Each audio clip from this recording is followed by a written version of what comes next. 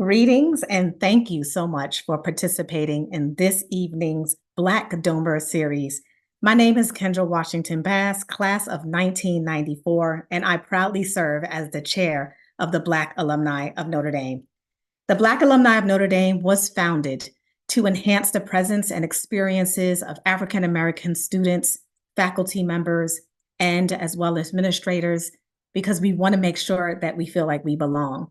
And this evening kicks off a month-long series related to Black History Month, where we will spend the next 5 weeks honoring and celebrating the contributions of Black Domers, as well as discussing aspects of Black life, culture, well-being, spirituality. It is our hope that over the course of the next few weeks, we will build a community and connect with people globally to reflect upon the contributions made by our Black Domers. In fact, we have over 7,000 people who are registered for this event. Thank you so much for coming near and far and sharing in this incredible conversation. We hope that you'll find this experience with the Black Domer series to be insightful, thought-provoking, engaging, and actionable. And our goal is to enhance our presence and contribution to the Notre Dame community. So at this time, I want to thank our sponsors to the Black Domer series, and that is ThinkND, Irish Compass, and of course, the Notre Dame Alumni Association. I want to especially thank the countless volunteers who've given their time, energy, their reflections to be here with you this evening and throughout the month. Now, this evening, we're going to embark on a profound exploration and discussion of the rich legacy of the Black alumni of Notre Dame in our virtual session, Black Domers, Past, Present, and Future. We will dive into the depths of their experiences, contributions, aspirations, shaping a dialogue that bridges the past, informs the present, and inspires the future. You definitely want to make sure you stay tuned in. We also ask if you have questions for any of the panelists as you listen. We please invite you to use the Google form that will be in the chat that we're going to be sharing with you in just a few moments. This will allow us to facilitate the questions as effectively as possible.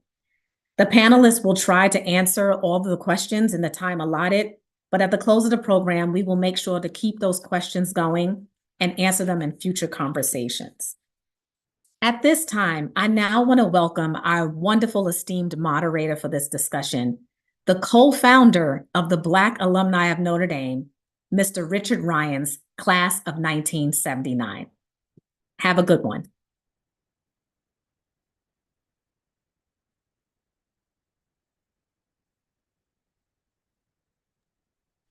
Thanks a lot, Kendra. And thank you everybody for joining us on this occasion tonight. We hope that it is educational, enlightening, uplifting, and inspiring for each and one of you. As Kendra mentioned, my name is Richard Ryans, class of 79. I am one of the co-founders of the Black Alumni of Notre Dame, along with the esteemed Mr. Ben Finley and the late but great Herman Hooten. This has been quite a journey ever since the original meeting back in 1985, but it's something that I'm proud to say continues to go and continues to grow and to get better and better and better. I'd like to now turn it over to our esteemed panelists for the evening, and I'm going to allow them to introduce themselves, give a brief introduction, highlight your class, and any notable roles or experiences that you had while you attended Notre Dame. And we'll start with Don.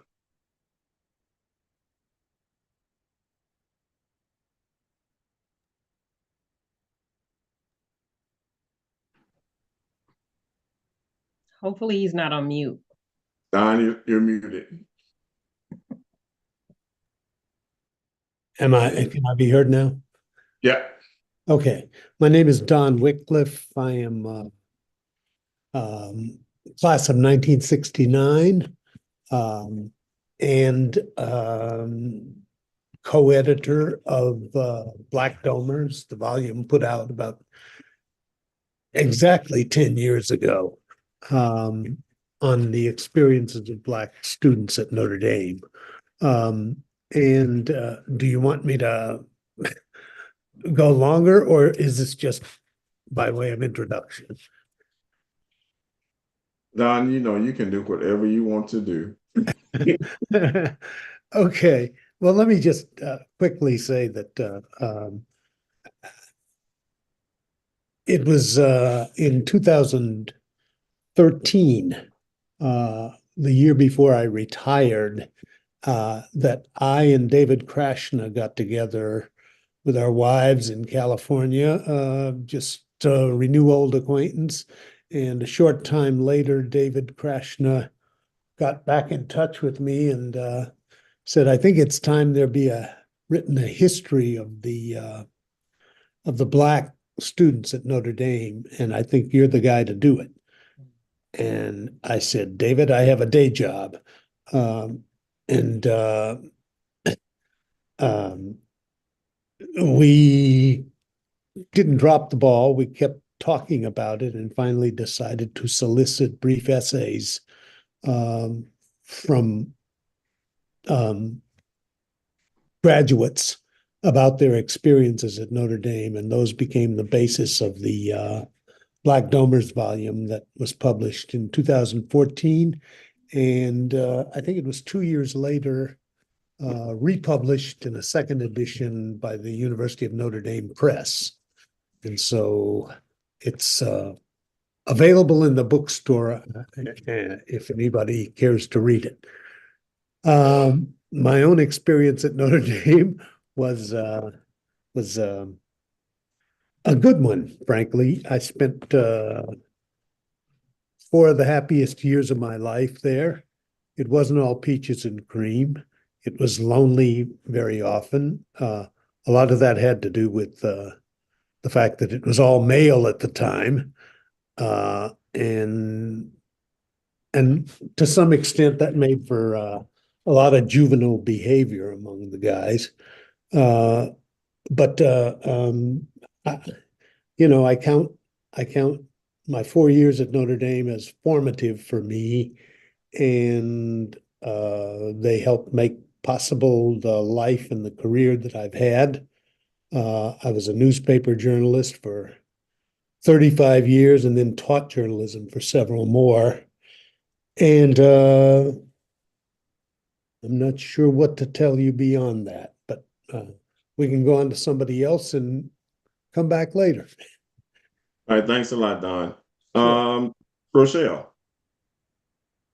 Hello, everybody. I am Rochelle Valsaint, class of 1995, and I'm former chairperson of the Black Alumni of Notre Dame. I am so glad to be with y'all tonight. Notable things I did when I was at Notre Dame, just be my fly self, and brought all of my New Orleans with me to a place that was foreign to me. So from being in the Fortune Student Center as the building manager to taking on leadership roles. The formative is a great term to borrow from Don, and I'm looking forward to talking more about what the details of that in our questions. All right, thank you. Nicole. Good evening, everyone. Nicole Juntanen, class of 99. As you were saying, your intro, Rochelle, I realized I walked in some of your shoes too. As building manager with Fortune as well. Let's see here. I was former chair as well as Black alumni, co-founding member, First Class Step, for those that have participated in that incredible organization. I was in the band Vibe. We're I think one of the first Black bands on campus. That was pretty cool. And yeah, had a lot of fun, had a lot of challenges while at Notre Dame as well. So looking forward to the discussion tonight. All right, thank you. Carol. Hi, I'm Carol D. Anderson. I'm very, very happy to be a part of this conversation tonight. I was one of the fortunate few selected to be a part of the anthology that Don and David wrote a few years ago. Quite a privilege to share my experience there that will live into posterity. I am the owner and principal consultant of Anderson Finance Consulting. I provide corporate finance and business strategy support to startups and small businesses, anybody in trouble or transition. I also coach business leaders to create balanced life along with their business. I think on this panel, I am one of the rare ones who graduated from the graduate business school. So I'm a graduate alum. I completed my MBA almost 25 years ago, which is next year's anniversary for me. I served 12 years on the Black Alumni Board.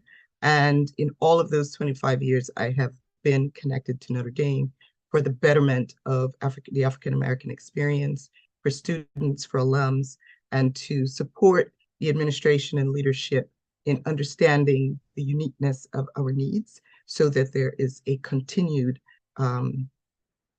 presence for our students to feel like they are understood and supported. So other than that, I'm a massive adventure traveler. I spend a lot of my time, and what I work for is wandering the world. I'm an avid sports fanatic. I will travel the world for sports. Thank goodness World Cup and the Olympics are coming to LA, where I'm from. And I'm a writer and speaker. So very pleased to be here. Thanks for having me. Thank you very much, Carol. Brandon. Hi, good evening, everyone. My name is Brandon Hardy. I am a Notre Dame alum, class of 2020. I lived in Fisher Hall. While on campus, I was the president of the National Association for Black Accountants for a year. I was also a study abroad ambassador, and I was elected on the Committee for Internationalization. I was a study abroad ambassador as well, and I just liked having a good time there. So I'm looking very much to the conversation tonight. Yeah. Thank you very much. Billy. Hi, everyone. I'm Billy McCard. I'm a senior. I'm originally from Haiti, but I've grown up in Fort Myers, Florida for most of my life. I'm studying finance here at Notre Dame.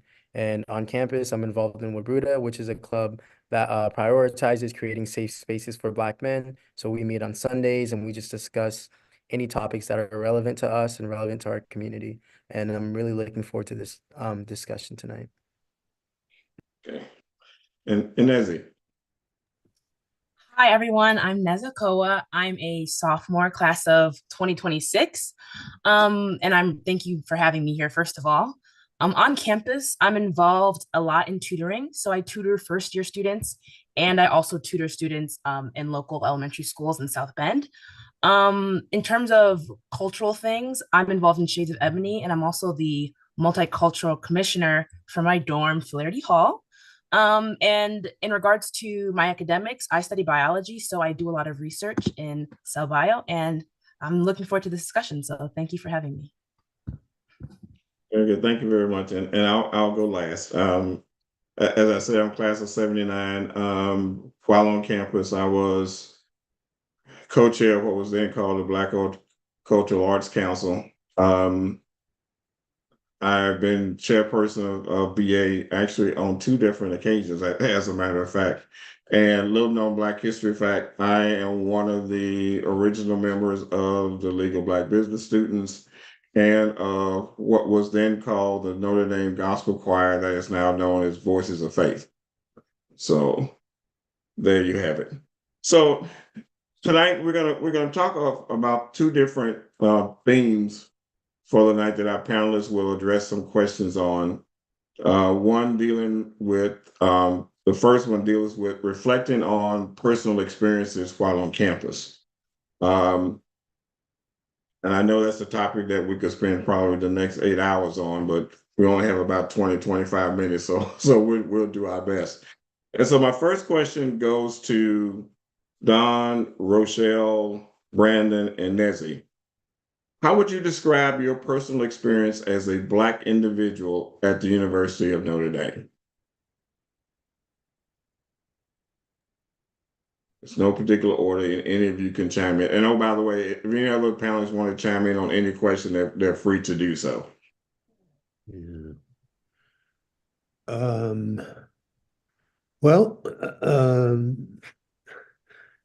That's a tough one. My experience was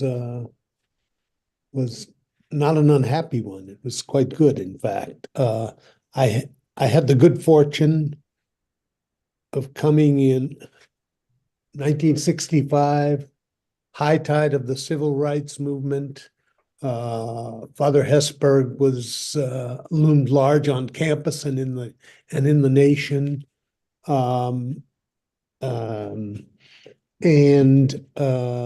were a tiny group on campus. Black students were a tiny group on campus, but mainly because of the leadership from the top, we got lots of support, I think. I certainly did. I found a mentor immediately in my freshman year in Professor Walter Nagorski in political science. I got involved in the committee on, at that time, Negro enrollment in the student government to increase the number of Black students on campus. And I couldn't have been more pleased. My dorm life was good. Academic life was difficult. I was a pretty good student in high school, but I let this requirement, I came on scholarship, and I let this requirement of a 3.0 panic me, and I ran scared from day one. And, while I ultimately did well, that weighed on my mind a lot. But I can't complain. I'm sorry. Others? Yeah, I'm gonna jump in here. I felt like a fish out of water. I feel like when I tell my story, I came from New Orleans. I am from New Orleans, born and raised. I did not go to Catholic school. I am not Catholic. So and I knew nothing about Notre Dame. Y'all need to get Black Domers and read my story along with Carol's and other folk on here. But I felt like a fish out of water. I got to Notre Dame because I was in a public school, and thankfully Mel Tardy, who's an alum, was working in the admissions office. And when he came to New Orleans to go to the Catholic schools that were on the recruiting route, left a folder of the Dome with some information at my public high school. I happened to see that Notre Dame was the only school I applied to. Otherwise, I could have gotten a scholarship anywhere in Louisiana. My counselor thought I was good enough to get there. So he asked me where I wanted to go. I was like, what's that school? Point at the folder. My white English teacher told me I couldn't get into Notre Dame because he couldn't, which was fuel enough for me.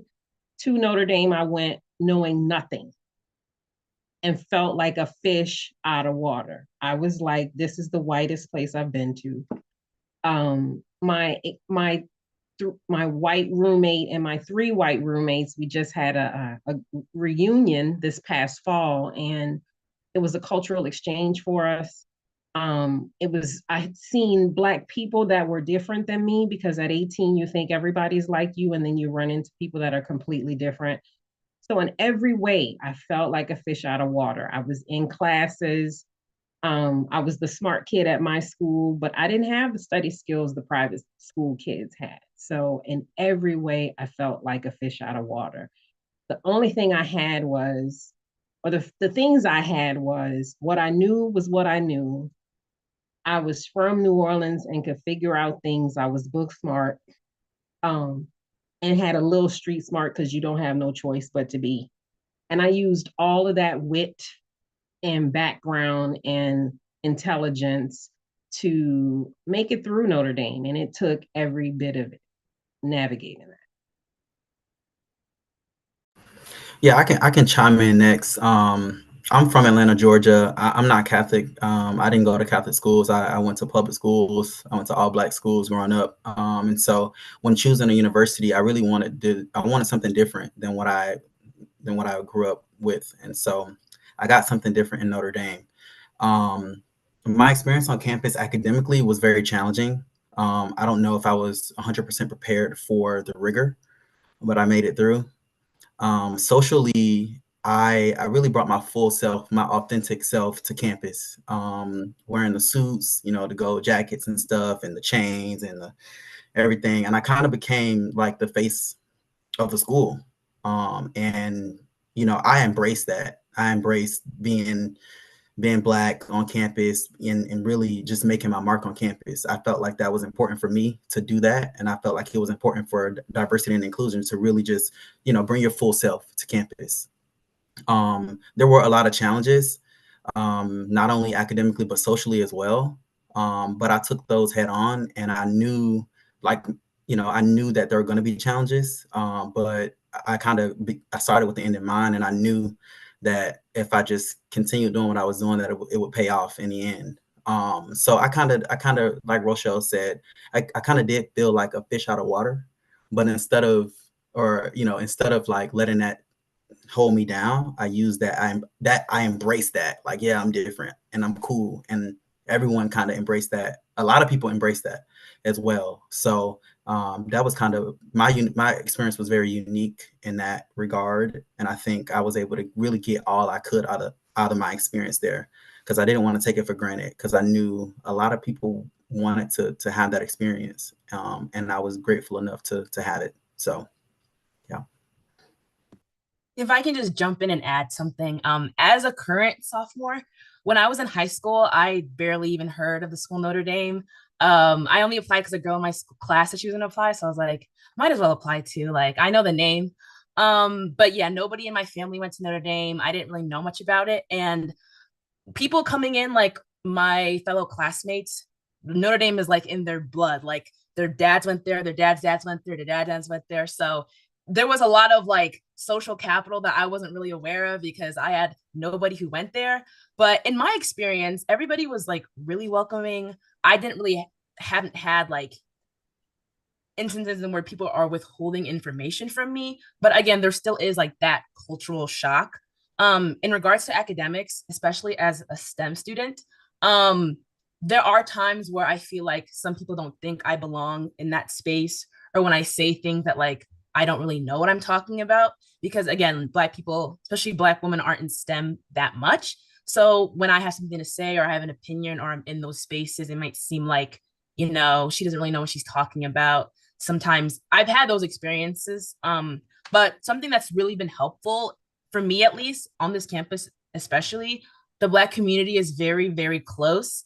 I have people that I can rely on, people who are in the same major as me who are Black, who I can like, confide in and be like, am I crazy, or am I tripping, or did she just, kind of talk to me in a way that was kind of like, like having that community has been very helpful. So while the community itself is welcoming, being able to rely on the Black people that are there has been something that's very helpful to me, my freshman, sophomore, and as I continue throughout Notre Dame. Can I add something, Richard? Yes. So I came in slightly different because I came in as an adult into the graduate program. I must say, though, initially, Notre Dame was not an option that I even considered coming from Los Angeles, big city life. Every business school I looked at was in another large city. Notre Dame, however, found me and sent me an invitation. And as a sucker for beautiful things, I had to respond. So they sent me this beautifully gold embossed invitation to come out for a preview. And I came and I fell in love with Notre Dame. I am an immigrant who is very comfortable in self. I'm from Belize, very comfortable in self. So in my mind, I can be anywhere and I'm comfortable anywhere. I also grew up in the Catholic school systems, except for my undergraduate degree, which is at University of Southern California. All of my other education was Catholic education as a cradle Episcopalian. So I was comfortable with all that. So when I visited Notre Dame, I felt a lot of familiarity. I felt the value of the network, which I was accustomed to at USC. I felt the Catholicness. I appreciated to see a cross above the doors in every classroom. As simple as that, it made a difference for me. And I had the impression that it would be a place that would attract people who are just as kind and open and loving, etc. Well, real world hits real world, right? So you show up and you have a different experience because it being a universal academic environment, it brings all kinds of people to come to the campus. So my classmates were interesting. It was an interesting lot. And I had to learn how to navigate those relationships.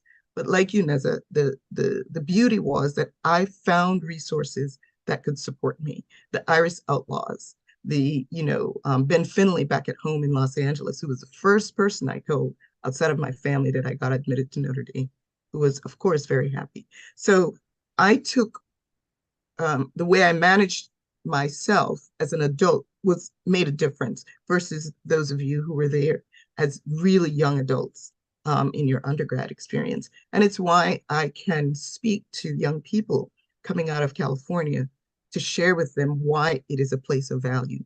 And I also assessed it from the value of the network, the rigor, Notre Dame's place in the academic society, what it would do for my career as a businesswoman. All of those things is the way I made a decision that no matter what I experienced, I was going to complete this. So it's one of the ways that I encourage young people also to look at it when they're looking at it from, coming out of all Black environments or coming out of, smaller towns or suburbia or whatever that's different from what Notre Dame is. Okay, anyone else? I'll just jump in. So my experience with Notre Dame was mixed. I had fun. I had some bad experiences, but I'll say what was pretty transformative for me, at least in making the decision to come there, was receiving the invitation to what at the time was Minority Recruitment Weekend. I know there's a new name for that, where there are students of color from across the country that come up and you meet other people and you get tours on campus and you get to interact with other students. And I met some really wonderful what would soon to be other Black students at Notre Dame, and that made a big difference in choosing to come there. After that weekend, I committed to the university, and amongst others, and carried those friendships through, and that those people that I met and those people that I spent time with were the reason ultimately that I stayed, because there were some interesting experiences at Notre Dame. I am not Catholic, was not Catholic, had never been to Catholic school, in environments that were predominantly white in my schooling in the past. So that wasn't so much as a surprise, but certainly the wealth of other students there at the university and some of the advantages that they had that I had not had to that point were very different. So I can relate to some of the challenges of, you graduate, you're at the top of your class in high school, you go to Notre Dame and you're smart, but the requirements from a study perspective, the experience of having professors that were brilliant but could not teach, that was new for me, coming to Notre Dame and realizing that I was going to have to seek out my own resources to really be good at what I wanted to study. So that was different. But again, the people that I met made a really big difference. Something too, and I'm bringing this up because I think she's on the call. Within the first week, I think, of coming there through the Black Student Union at the time, I was also assigned a mentor, Natasha Neptune. I'm fairly certain I saw her name on the list of participants, was assigned as my big sister. And she made a big difference for me as well, because I had, coming in with friends and then a network and upperclassmen, someone older than me that could navigate and would tell me, don't sit there, those people, be careful around these people, all of that made a really big difference in at least, having people that I felt safe with and could trust. And I knew I could talk to her about anything, no matter how crazy, and she could relate, to the experience. So. Okay, great. And actually, some of your answers have actually dovetailed into the second question that I'm going to ask. I will say, and I promise that I'm not going to talk much tonight because, like I said, we could be here all night. to touch on something that Nicole mentioned, when you're, top of your class in high school and, you think you're all that in a bag of chips, and then you get to a place where everybody was top of their class and they think that they're all that in a bag of chips. Well, guess what? Not everybody can be number one at the top of their class in a bag of chips anymore. So that was kind of one of the biggest challenges for me, as well as the racial environment. But the whole sense of community thing really helped out a lot, which brings me to our next question for you, Nicole, Carol, and Nezzy. How important is having a sense of community and support for Black students at Notre Dame? And did you find such support while you were there? Yeah, I can speak on this. Very, very important. I'll just say that it's really important for me. When I was a freshman, like the first year retreat for all the Black students, where all the Black students get to come together and meet each other, was very, very beneficial. Like I mentioned earlier, like nobody in my family went to Notre Dame, and then coming here, I didn't really know the entire dynamics of how everything worked and whatnot. But then getting to meet people in my class as well as upperclassmen who could like mentor me, talk to me on a more personal level that maybe like the people in my dorm hall couldn't, obviously, about certain things, was very beneficial. And I've carried those friendships, throughout freshman and sophomore year, and I hope to continue those relationships after I graduate. But it was very, very beneficial in terms of people who you could relate to, people you could vent to and like express your concerns about, and then just learning more about how the actual school functions.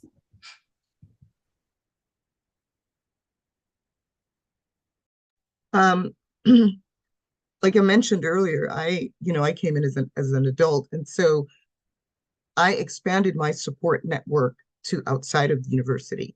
I attended an Episcopal church, and I also networked in other departments within the business school and outside. Gina Shropshire was in the business school at that time, so she was one of the people I could reach out to, and was a great support, remains a friend to this day.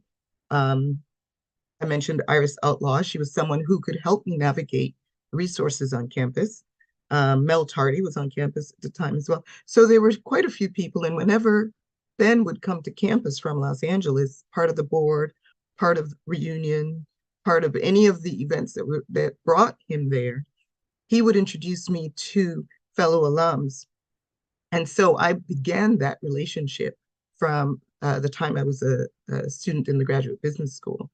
And it is why I have continued to provide my presence and my support, because I think the community of students really, really need us. They really need us. They need to know that and in fact, it's what I share with students and their parents when I'm speaking with them, that their children will be covered. They won't be there alone. It's a phrase I use all the time. Their students will be covered. They'll have someone available that they can talk to, reach out to, connect with, no matter what they're experiencing. So, that's the way I survived it. Carol, just to dovetail on that, I mean, I talked about some of the friends, but I think you say certain names and everybody starts nodding. Mel Tardy, Iris Outlaw, Gina Shropshire, Chandra Johnson. There are a lot of resources and staff and faculty that were really, really instrumental in creating a safe space and again, helping navigate.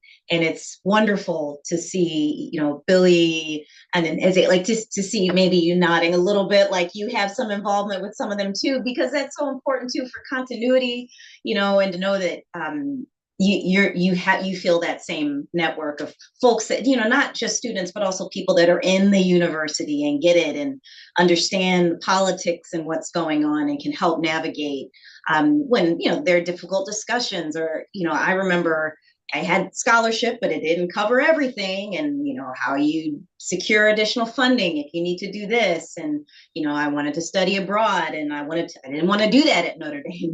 How did I navigate that? And having that network of staff and faculty that were there to support. And I know there are so many more folks that that are there helping the current students, but that's a pretty big part, I think, of the experience as well. Carol, I just want to thank you for using the word covered. I mean, I literally got chills. I was like going to church with that one, because there is a covering. In sharing my own story and how I got to Notre Dame, I couldn't have dreamt that path, but that was my path, and I'm clear I was supposed to be there. I learned that I was Irish while I was at Notre Dame. I had Irish roots. Not these freckles shouldn't have told me, but the connection was not made before I got there and got the story of my ancestry while I was at Notre Dame. But there definitely was a covering. And, this conversation is kind of full circle for me, because graduated in 95, started work in 97 on the Black Alumni Board, because I wanted to immediately give back. Having Kendra as the chairperson is in direct connection with me, because as I was serving over the years, I implored upon Kendra that it's our work to reach back, because as tough as the journey was, and it was a tough journey, it was amazing in other ways, in that covering of our community is what kept us, what kept me. And we have to keep the next generation coming back. And so, yeah, that covering is so critical. Can I add one thought? You asked about community, and community extends beyond the campus. This is one of the themes that comes through in the earliest essays by graduates in Black Domers in the 50s, 40s, 50s, 60s. You find repeated mentions of the importance of the South Bend community, not just their pride in finally seeing Notre Dame having some Black students, but practical assistance, giving, inviting people for dinner and that sort of thing. And I live now in South Bend in retirement, and one of the things that I have really been disappointed about is the difficulty in building connections between, for example, the 100 Black Men organization here and Notre Dame students on campus. There's such a wealth of talent and example in those Notre Dame students, and we've just never been able to bridge that gap. And it saddens me, but it's an opportunity, and we ought to look at it that way. Yeah, in fact, back in 2013, 2014, we tried to forge a partnership with the 100 Black Men of America to try to tap into them from not only from a resource standpoint, but really from a knowledge-based standpoint and from a mentorship standpoint and what have you. And we got some traction early on, but then it kind of fell off for whatever reason. So Don, yeah, I think that's a very important resource for the community to try to get involved with and try to get reconnected to. Yeah, I want to jump in on two things there. Richard, there was actually a summer program with middle schoolers that was connected to the 100 Black Men that Jackie, I can't think of Jackie's last name right now. Rucker? Yes, Jackie Rucker, thank you. She started that summer program out of her office at the time, and I actually taught in that summer program. It went on for a few years, and then it lost traction. So that opportunity is there, and there's actually a blueprint for it to just pick up the program that Jackie created back in 2000, I want to say 13, 14 as well. So yeah, us getting into the community, keeping those connections open, and pulling forth kids from South Bend is critical. But there's also the hairdressers, the place to get ribs, because I'm telling you, I needed all that when I was there, right? And those are the real ways that community matters on campus and off. Now, I was the person who did hair on campus, right? So I actually have a, a someone right under me who said to me, I did her hair when I was on campus because I was in BP Brain Phillips. And so I was making my little coin how I could. And Tracy Miller was her name at the time. She's married and has a different last name. But she said, Rochelle, you were the big sister I always wanted, because she's the oldest of all of her sisters. And that just made my heart swell with pride. So in all the ways that we can create community, have community, and be covered, we just got to keep and finding ways to do that. Billy, you shaking your head. I want you talking Yeah. more. Yeah. On top of that, just to add on that, on like the subject of community, I always found it important to just have people like who look like you, in your major, people who are just trying to, guide you in the right direction. That's what I strive to do. And I think that's one of the important aspects of Wabruta, having a space for Black men, being able to talk to others. Like I personally I'm always reaching out to like sophomores, freshmen who are at finance and who are Black, because it's harder for us because we don't know about these opportunities. I didn't know what investment banking was. I didn't know what private equity was. All these opportunities that you don't know about. So it's really important to like reach down and like keep the door open for others once you've made your way in. So that's something that's been important for me. A lot of like seniors when I did that for me when I was a freshman, juniors when I was like a sophomore, they all did that for me. So that's been very important for me. So I think that's been something that's kind of defined the community. And as you said, like having like hairstylists, like we have Barber Joe on campus, and I know that was like huge bringing him back after COVID. It's really good to have people who know how to do your hair and not having to wait months until you go home to do your hair. So all those little things like create like a better sense of community for Black people on campus, I would say. And really don't forget to reach out to us old heads too. There's a lot of wisdom in a lot of these guys that have gone on before you guys that are willing and able to provide any type of support, guidance, whatever that you guys need. Definitely. Richard, speak for yourself when you say old heads. Call my name. I'm just... Okay. The experienced heads. Wisdom, or as Kendra calls me, the OG. Let's move to another topic that deals with navigating change and future aspirations.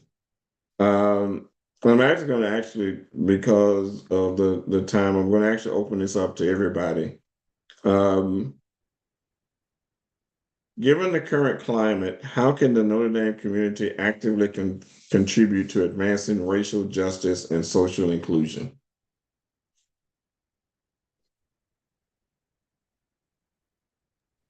I'd like to say, Don mentioned that while he was on campus, the difference that Father Hesburgh made, and he demonstrated it from the top down. I really believe that the administration, the leadership, everyone who holds any level of authority on campus should have a unified perspective on equity, inclusion,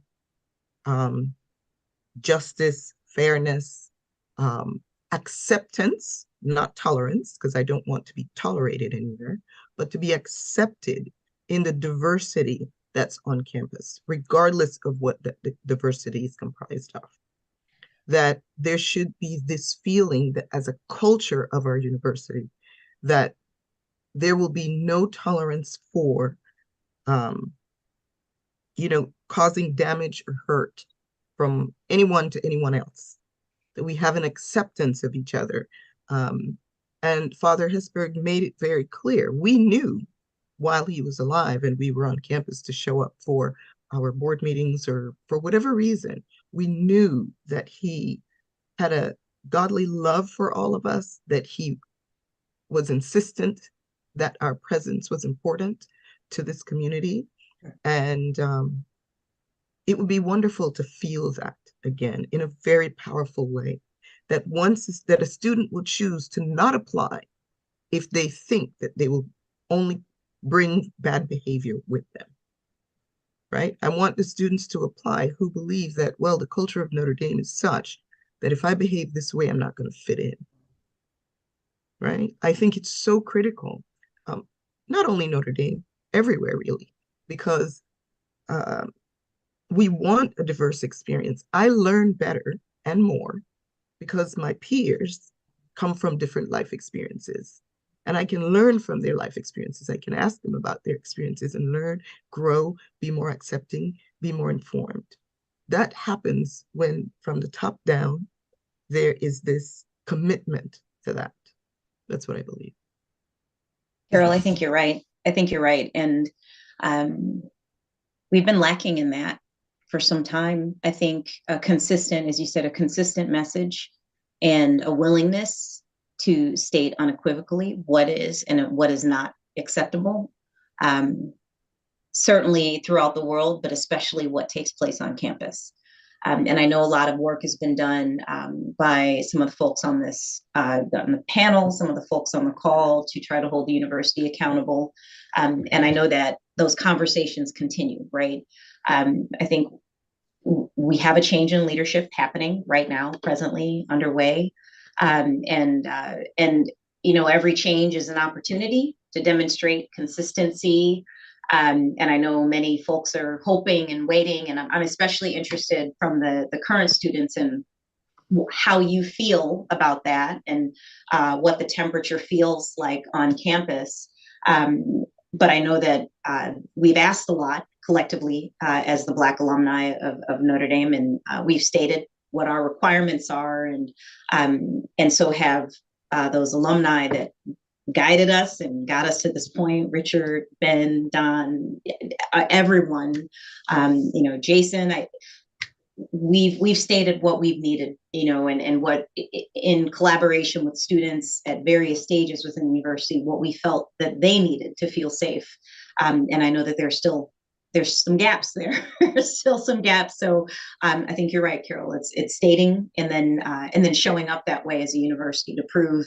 Again, as you said, Rochelle, we create coverage for one another. The staff and faculty that are Black create coverage for us. We want to feel that all the way down and all the way back up in the university. So again, especially interested in what the current students feel about the consistency of the administration and what you're hearing from leadership on campus. Not to derail a conversation, but. Yeah, I feel like as a current student and as someone who's on my way out, and I'd like to see more. Sorry, internet's going crazy. I like to see more Black professors and Black people in leadership. I only had like one Black professor while I was on campus, and I just feel like that's really important. I feel like sometimes professors from different, it's just good to have. It's good to have that diversity of thought. That's super important, and I felt like that's something that was really lacking. I don't know if they still have it, but when I got there, we had just started like Monroe first year of studies where I don't know if they still have it, but we would try to talk about different things on campus, like racial and biases and stuff like that. And I feel like it was a great idea, but I think it kind of missed the mark. I feel like definitely when I was on campus, those are things that we should be talking about, that everybody should be talking about. And it shouldn't just happen on MLK weekend, right? It should be happening all the time. So that's what's important for me. I feel like that's something that the university can do to really show that we don't just care about diversity and inclusion, when it's benefiting us, but we care about it all year round. So that's what I think. Yeah, definitely agree with that. And building off of that, I think the university has to be proactive rather than reactive, and I think that's been the case for a while now. Um, and I think Moreau can be great depending on who you have. Like I was blessed to have a really great professor, and we talked about all of these progressive things. And I truly believe a lot of people in the class learned a lot of things they didn't know in terms of race and diversity. But I think being proactive also, you have to go at the root of it. I think the root of Notre Dame's identity and where people like make their friends and where they spend most of their time socially is in the dorms. Um, I was in Dunn when I was on campus. Dunn's pretty good dorms, got pretty good culture, I would say, but there are definitely, like every dorm has bad seeds. And I've definitely like been friends with other Black kids or Black students on campus who are in these dorms that just have horrible cultures. They have all these red flags. People are saying this and that. And I'm like, there's no way like these things are like, this is just happening in your dorm. Like, what's your rector doing about it? So I think it really starts in the dorms. You gotta start at the root of it because that's where that culture starts. It starts in the dorms. So having zero tolerance for any like racism, discrimination, I think it really starts in the dorms, and that's something I'd like to see implemented. And I'm hoping like with like newer dorms being built, I heard I don't know, so I can't say for sure. There's like gonna be the first Black dorm or like first Black funded dorm. So hopefully things like that, are like things that are kind of pioneering and leading the way and paving like a better path for Black students on campus. And so and like encouraging the university to step up in matters like this. Is that a fact with a dorm for students of color? It's not a dorm for students of color. I misworded it, but it's a dorm. It's the benefactor of the dorm is a Black male. Okay. Right. Yeah. That's outstanding. So to your point, the culture will build itself, I would imagine, from the ground up. I don't know to what extent students can request, but I do know, the rules have changed though. Now there's a requirement to stay on campus for a longer period of time. So again, your point about things starting in the dorm, that's your home while you're on campus, right? Where you sleep, it needs to be a place you feel safe. And zero tolerance needs to be enforced for all activities that would cause a student not feel safe. I agree with you there. I recall when Father John was coming in as president and when Dolly came on as the newest executive director of the Alumni Association, there was a portion of the onboarding that included conversations with the minority boards. And I don't know whether this new administrative change will have something similar where the different voices and constituency groups will have an opportunity to interact with the leadership team, to find out what we believe to be critical to each of our respective groups. And if that opportunity exists, if there's something that we can do proactively to set up what it is that we really want. I know you mentioned, Nicole, that many conversations have been ongoing to state the things that are critical for us, but I wonder whether the new leadership will create an opportunity for those conversations to take place, because all of what we're saying has to come from the top. If the top doesn't adhere, believe, set policies for such, nobody down below, by the time it gets to the dorms, will feel inclined to behave, in a way that is godly, that is, part of this network that we choose to be a part of for the rest of our lives. So I wonder if that is an opportunity.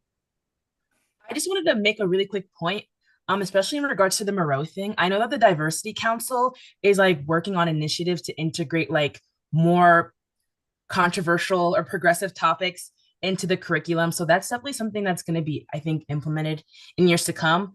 But yeah, in regards to current administration, I do wish that they would stand more on what they believe in. If they're claiming to truly advocate for diversity, equity, and inclusion, I wish they were more firm. Even like a simple example, especially when the Supreme Court case came out for affirmative action, and then like the university posted a statement on their social media, and it was very much like it was very vague. It was like they didn't want to upset like a certain demographic of the university too much. And as like a Black student, I felt like, you know, you're valuing that demographic or that portion of campus more than you're valuing my academic future, academic safety, and just social awareness and being perceived on campus. So I just wish that that was something that they could, you know, champion for more. Like me and my friends were just making a joke, like we saw like there was like a picture or something for, I think it was for like MLK weekend, and there was like an MLK quote, and there was like an airbrush picture of like Father Jenkins on the back. But like this is the same school that like when we're asking you to kind of like stand on it, like when it really matters, it feels like sometimes they fall flat. So I'm hoping that with new administration coming in, there'll be more of a shift for that. So that's just something that I've noted in my time here. May I add one thing? And that is that I really do think it's important to couch all of this effort in terms of Catholic social teaching. There are powerful arguments to be made for, in terms of Catholic social teaching, for the kind of thing that we want to see, I think. Study of things like race and reconciliation and issues of that sort. I know David Krashna and I made an attempt back in the late teens to persuade Father Jenkins to undertake, you know, some kind of a conversation, campus conversation, and it didn't go anywhere. But I really do think that the religious element here, it can be a powerful weapon. That's all. Yeah. And something else I'd like to add is I think I'm a big believer in that, you know, people have to also play a part in their own learning. You can't always, you know, hold people's hands through things. And I think something that could really be done like academically, or at least curriculum wise, is for Africana studies. I feel like a lot of classes within the Africana Studies department, they're very enlightening courses.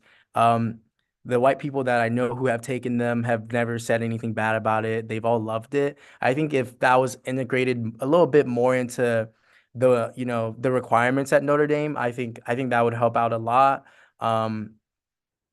The way like a lot of requirements for your major are is, you know, you probably take what's easiest or what lines up with it more. But if some Africana courses were cross-listed a bit more, I think more people would know about it. I think inherent in the name Africana, white students might be put off by seeing Africana and they're like, oh, this is probably not for me. But I think the school could definitely do a better job at, you know, maybe integrating it more into the curriculum, more into like the ways of knowing, or the general university requirements. Yeah, in fact, we even attempted to try to get Black Domas as required reading as a part of freshman year studies. So yeah, there's a lot more that can be done, obviously. So we're at a point now, we have quite a few questions. I'm gonna start with a couple of shout outs, I think. I won't read the name of the person doing it. Someone wrote, this is for Rochelle.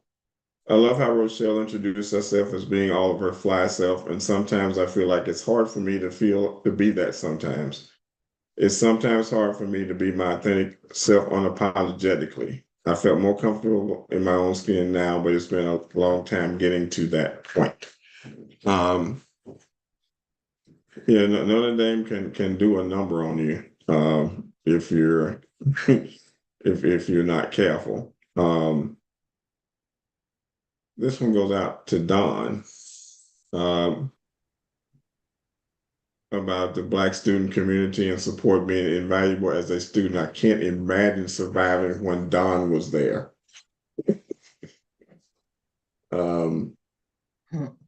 And then someone asked the question, Don, what made you decide to go to Notre Dame back in 1965? You're on mute. You're on Muted.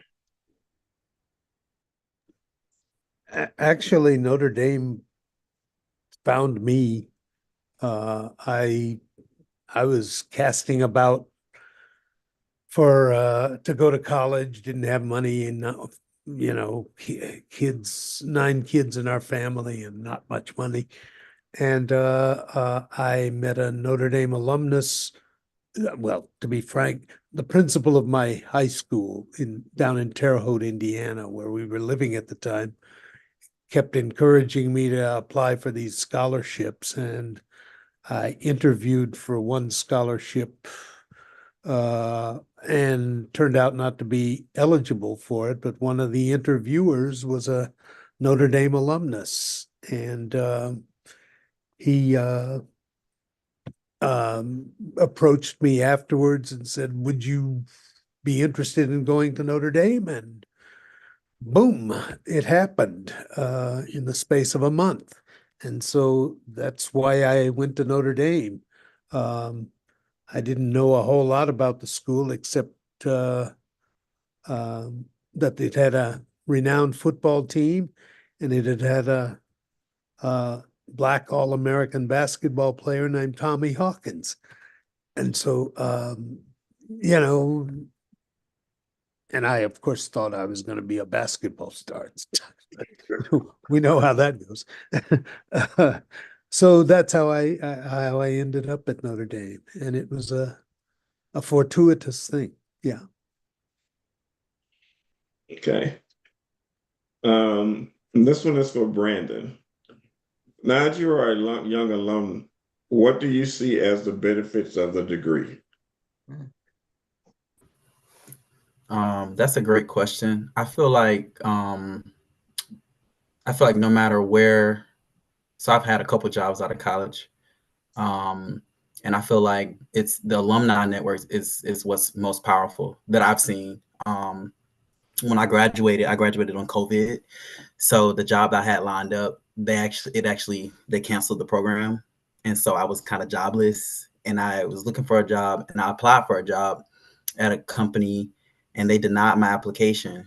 And I actually noticed that one of the people on the board of the company was a Notre Dame alum. So I called him, and I told him, what happened. And he actually, that same day, he had like the VP of sales call me. And so I think that's what's most powerful, is knowing that we have alums in high places that will help you. I've never reached out to an alum that didn't offer help.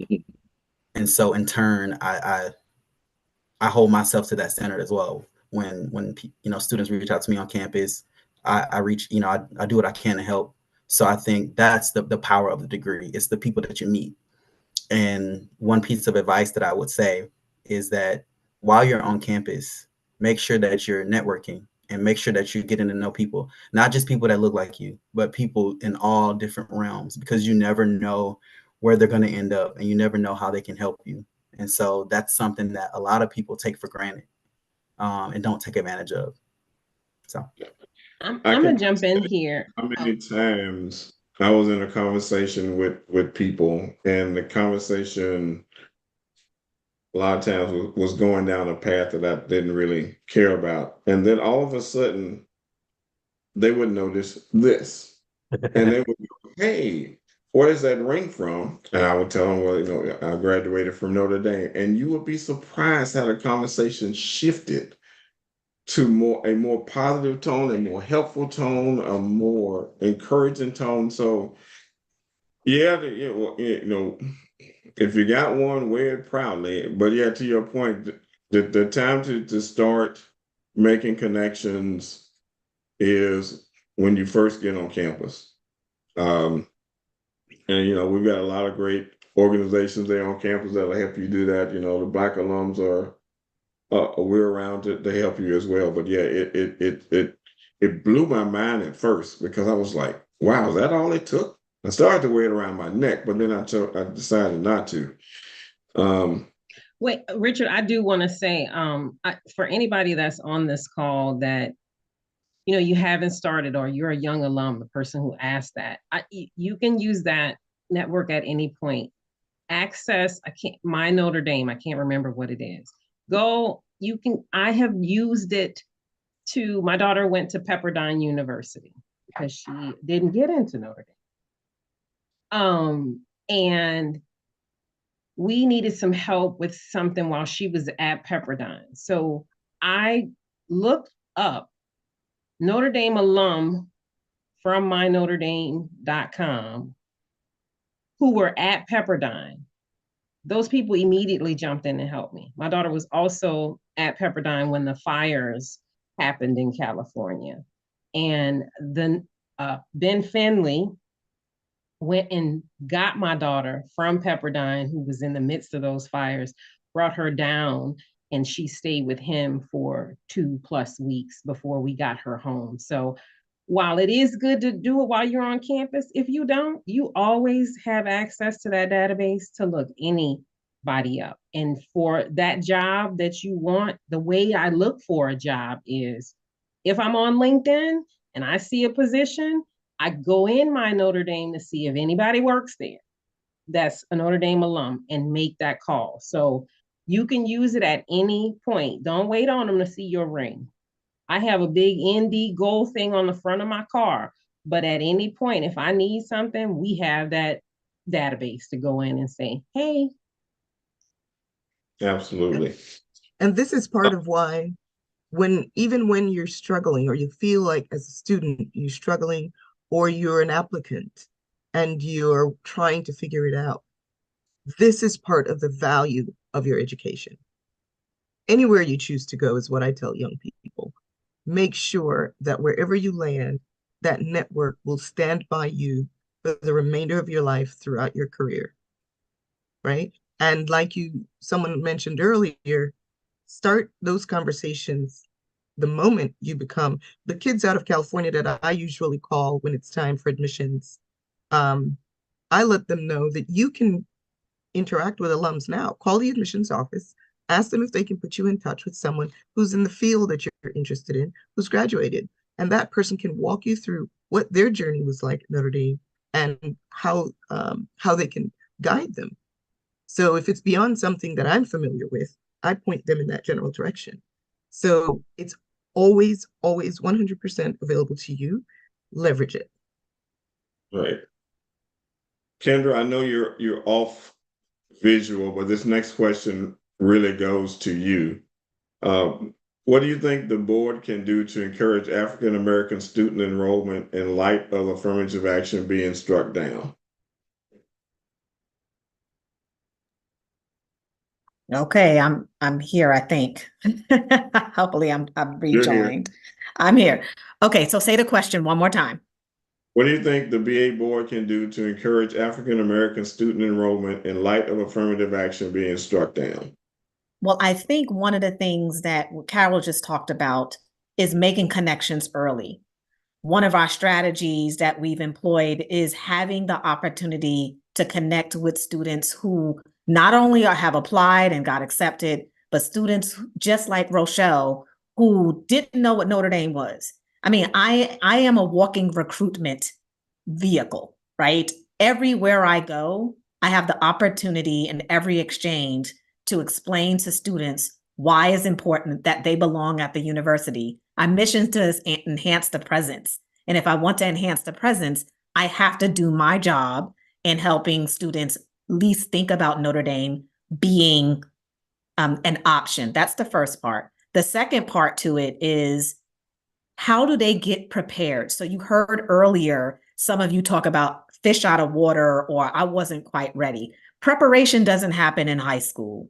Preparation for a Notre Dame happens in elementary school and middle school. I'm only speaking this because I am an educator. So I know what the navigation needs to be and how parents and students have to advocate for themselves, the types of classes they need to take, the types of study habits they need to employ, the variety of extracurricular activities that don't make them necessarily well-rounded, but helps them to be able to go in and out of different spaces, to help them become critical thinkers, right? All of those skills that unfortunately in some of our public schools are not taught, right? Unless you're around people who understand investments, right? Understands, the cost of goods sold, understand biology, those things. You're going to have to find those outside of the normal walls of the school.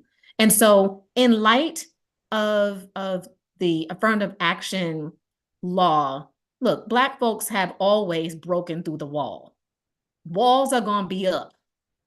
Barbed wire is going to be in front of you. It's going to be replaced by something else, right? We figured out a way, but we figured out a way because we collectively work together to do so. We have not figured out a way when we're alone. So part of our culture is community. Part of our culture is lifting and providing resources. So as the BA, for those of you who are not so plugged in, or you've had your trauma as I have and like withdrew, it's time for you to come back. Because the students and young people underneath us, we are the legacy, and we're helping them. We're reaching back down, as Billy said, to bring them up. We got to teach them. And also we got to listen to them, because the way we did it and the way it happened to us doesn't necessarily fit with what Neza and Billy and Brandon need to do. So we have to make sure it's both ways. And Neza, I see you are ready to speak, because you are sophomore. Let's go. I just wanted to mention you were actually the one who called and emailed me when I was accepted into Notre Dame, and no other school, Black alumni, regular alumni, any other alumni, like nobody like reached out to me in the way that you did. And then to see somebody reach out to me, especially somebody that looked like me, who was telling me about all the things I could do, all the experiences I could have, really made the idea of going to Notre Dame like way more tangible. So Kendra, thank you for that. Thank you for being one of the reasons why I'm here. And then, just to add on to that, I work with the Office of Student Admissions as an intern and a student ambassador. So we, over break, I like go back to high schools around my area to like speak to students. And like you were saying, Kendra, like that, getting in like the nitty gritty of it and actually interacting with these students is so crucial and so important, because I know like the white students at those schools, they already kind of all knew about Notre Dame, but the Black students, when they saw me come in and tell them about everything that they could do and experience as a student at Notre Dame, I could see that there was a little bit more. They weren't really apprehensive to, ask me like the real questions that they were wondering about the school. So as a Black alumni, like, please get involved, because the students want to see people who look like them thriving and who actually like want them to be there and experience Notre Dame. And I'm very glad to be here. I love the school. So yeah, I just wanted to mention that. Thanks, Richard. Okay, a couple other comments. Don, you and Dave have been given a new assignment, and that's to make an audiobook version of Black Donor. So you can let us know when we can expect to get that. Someone mentioned about how this discussion has been very cathartic, and thanks to the panel for that. We have time for one more question, and if we don't get to your question, I promise that we will get you responses to them. And this goes out to the entire panel. What message of hope or advice would you offer to current Black students at Notre Dame as they navigate their academic and social environments, especially in moments where they might feel isolated and marginalized? I can start off. Oh, go ahead, Brandon. I'll go after you, Brandon.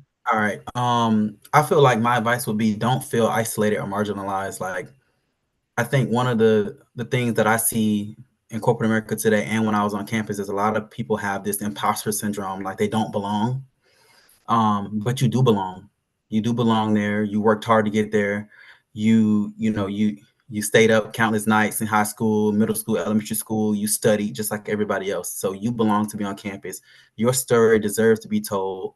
And you deserve, people say like you can't have your cake and eat it too, but you deserve all of it. You deserve it. You worked hard for it. So my advice would be, don't take it for granted. Have fun, network, and know that you belong on campus because you worked hard to get there. Yeah, that's exactly what I was going to say. You're already beautiful. You're already brilliant. You're already Black girl and Black boy magic. You were there before you got there. That's why they wanted you there. So be clear in that.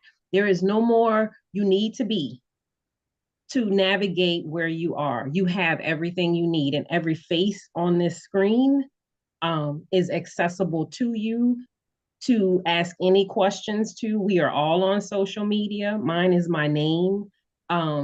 So walk in who you are. Your family, your community has given you everything you need to walk on that campus like this. So do it. Yeah, you're absolutely right, Rochelle. I mean, look, it can be tough at Notre Dame, but there is no better training for what you're going to encounter once you leave Notre Dame than Notre Dame. So know this, as everyone else has said, you are exceptional. You are exceptional to have gotten where you are.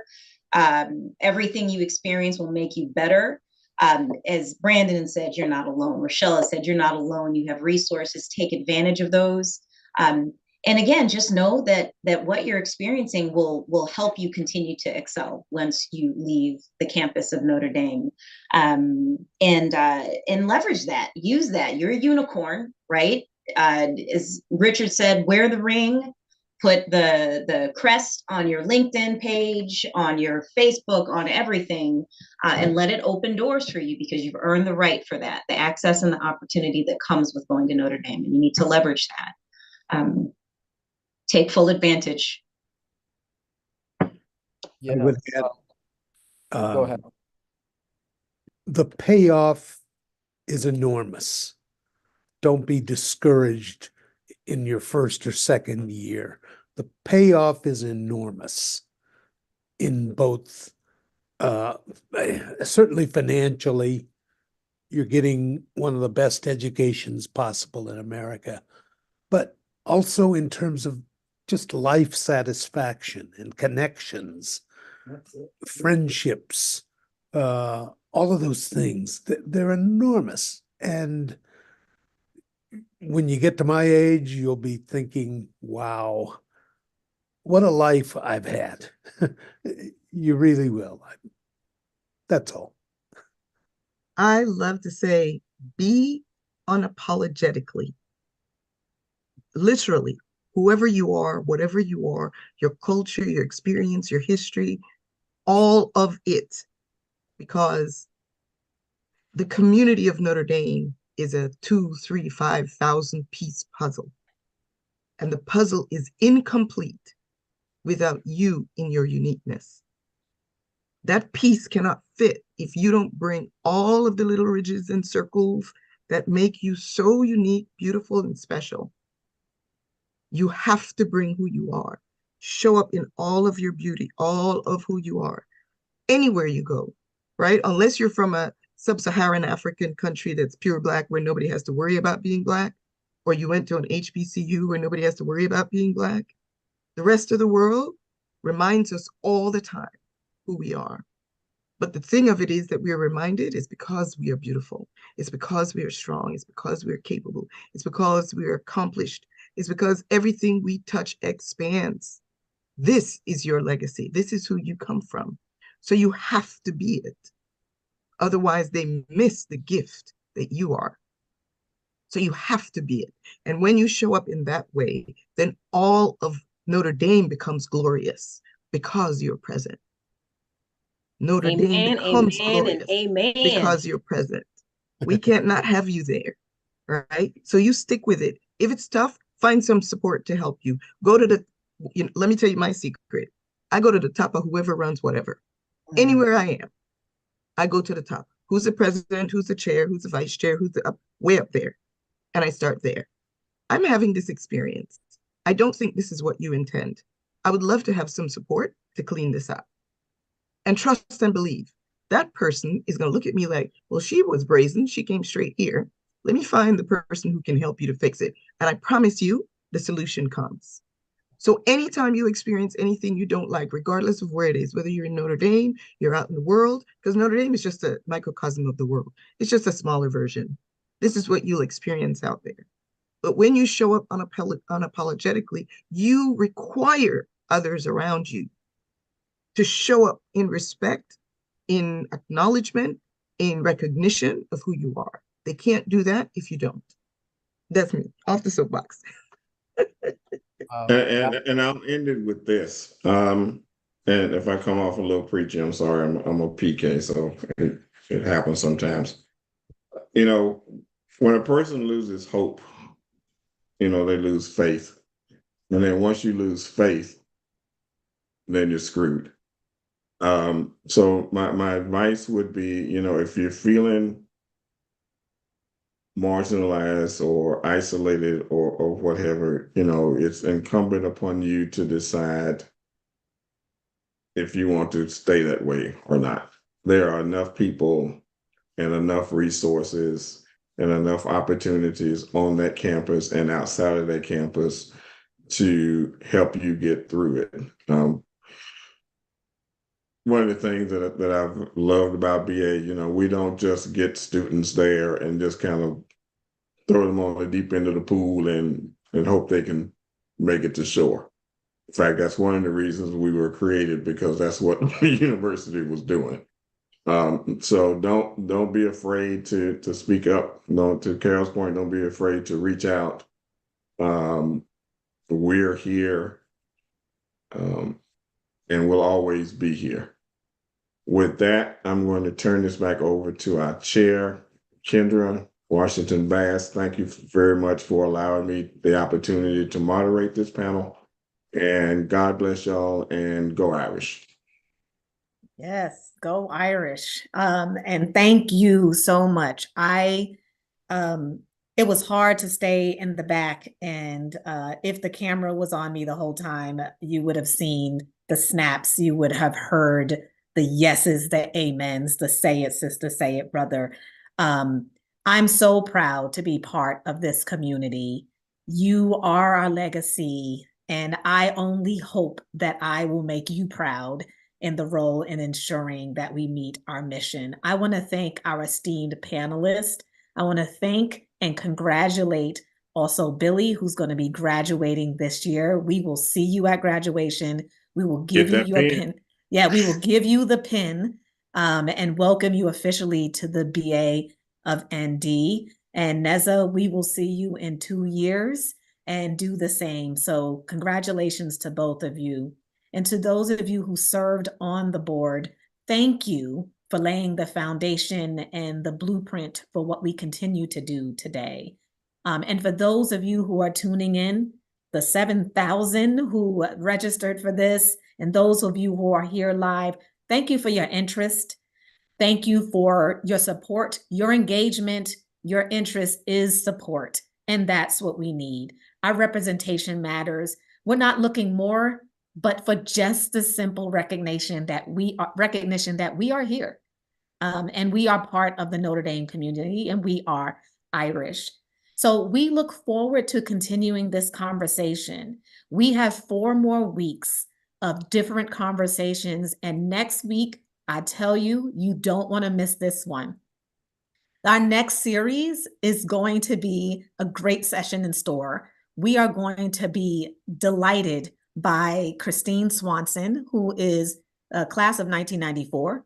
She is going to be joined by none other than Academy Award nominated actress Aunjanue Ellis Taylor. And we're going to be showing the film Fanny. It's an opportunity for us to have a discussion about social justice then and what it looks like now, from one of the forerunners of the civil rights movement who has yet to get her justice in her due, Fannie Lou Hamer. So we'll have this great discussion, and it's going to be moderated by ND faculty member, Dr. Scott Barton, who is the cultural anthropologist of the African diaspora foodways at Notre Dame. And little known fact, Fannie Lou Hamer was a food justice advocate. She was a farmer and a civil rights activist. So use the registration link that you've been using today. And for those of you who are going to be new, please register for this. Feel free to share this series with family and friends. They don't have to be a Notre Dame alum, but they could be friends of Notre Dame. We're accepting registration throughout the entire month. In addition, please check out things that are happening at local clubs. Many are hosting Black History Month celebrations and events in the area, and so we highly recommend that you be part of that. For example, the Notre Dame Club of New York City is hosting an in-person event called Trailblazers. So if you're in the New York metro area, I'm originally from New York City, I encourage you to get involved. In addition, the Black Alumni of Notre Dame has given a toolkit to every club in the country and internationally so that they can come up with ways to be able to support Black History Month. So we've curated some ideas and we hope that you'll be able to use that. I encourage you to call upon them. And to this other notion, do not wait. You don't have to wait to be invited to have your own Black History Month celebration. You can do that on your own. So some of y'all want to join me in March and we're going to the Legacy Museum in Mississippi. I'm going. So just hit me up. We can ride down together and enjoy that experience. Lastly, we want to encourage you to register for the upcoming Black Alumni of Notre Dame reunion. Yes, everyone, it's reunion year for us. The Black Alumni hosts its reunion along with the Notre Dame Alumni Association's reunion every 3 years. And this is the year we come back to campus. So it's an opportunity to connect, to celebrate, and engage activities that are related to our legacy. It's our signature event, and we kicked off this year with a beautiful tailgate, and we want to close out the year coming back together again to have fun, to let people know that we are here, but also to celebrate each other. It is the catalyst for our work. Please check your emails. You should have received one with registration as well as lodging. Again, thank you so much for this opportunity. Thank you for entrusting me to be able to continue to lead the legacy that our 4 fellas have created. And look forward to seeing you next week, this same time, 7:00 p.m. Eastern. And with that, go Irish. Good night, everyone.